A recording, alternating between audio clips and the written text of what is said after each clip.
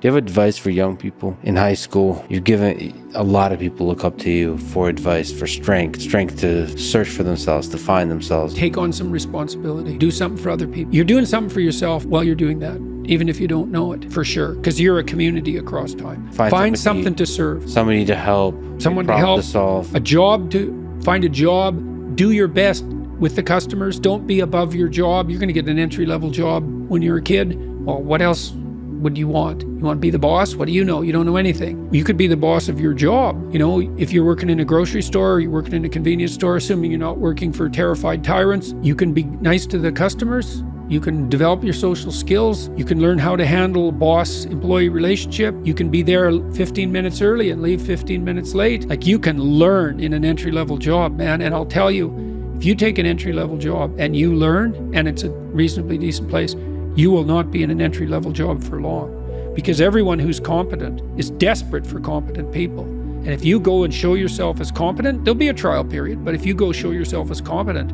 all sorts of doors you didn't even know were there will start opening like mad. So you strive for competence, for craftsmanship. Yeah, for discipline. You know, I mean, I said in one of the chapters of my books is focused on putting your house in order. It's like, well, how do you start? Make your bed, you know? It actually took me quite a long time in my life before I made my bed regularly in the morning. Most of my life was in pretty good order, but that was one thing I didn't have in order. My clothes in my closet as well, all that's in order. Not all of it. I'm cleaning out some drawers right now, but look around and see what bugs you in your room. Just look. It's like, okay, I'm in my room. Do I like this room? No, it bugs me. Okay, why? Well, the paint's peeling there, and it's dusty there, and the carpet's dirty, and that corner's kind of ugly, and the light there isn't very good, and my clothes closet's a mess, so I don't even like to open it. Okay, that's a lot of problems. That sucks. That's a lot of opportunity. Pick something and fix it. Something that bugs you. Yeah, but not too much. So the rule is pick a problem. Pick a solution to it that you know would help, that you could do, that you would do. So you have to negotiate with yourself. It's like, well, I won't clean up this room. How do you know? I've been in here for 10 years and I've never cleaned it up. It's like, well, obviously that's too big a dragon for you. Would you clean one drawer? Find out. And so imagine now you want to be happy when you open that drawer. And you think, well, that's stupid. It's like, is it? Maybe it's your sock drawer, which I cleaned up in my room the other day, by the way. You're gonna open that every morning. So that's like 30 seconds of your life every day.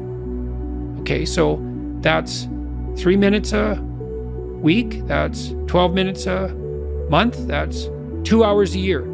So maybe your life is made out of, you've got 16 hours a day. Let's figure this out. 12 in an hour, 12 in an hour, 144 in 12 hours. Yeah, let's say 200 5-minute chunks. That's your life. Ladies and gentlemen, Jordan Peterson did just some math how many 5-minute chunks there are in a day. And I'm pretty sure that's pretty accurate. It's approximately right. So you got 200 5-minute chunks, and they repeat. A lot of them repeat. So if you get every one of those right, they're trivial, right? Who cares what my sock drawer looks like? It's like, fair enough, man, but that's your life. The things you repeat every day.